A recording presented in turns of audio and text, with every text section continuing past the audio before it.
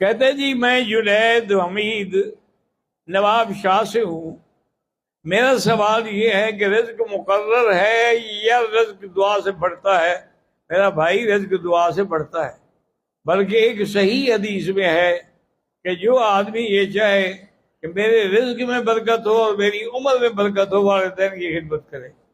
उनकी खिदमत करने से उसके रिज्क में भी बरकत होगी, उसकी उम्र में भी बरकत होगी।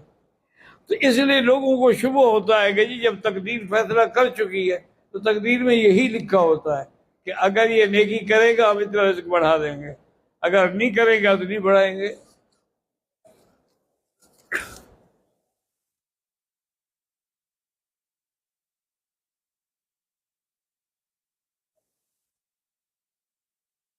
मैं एक बज्जारान खान फ्रूट का कलेक्शन है, बीज खरीदता हूँ, फिर वो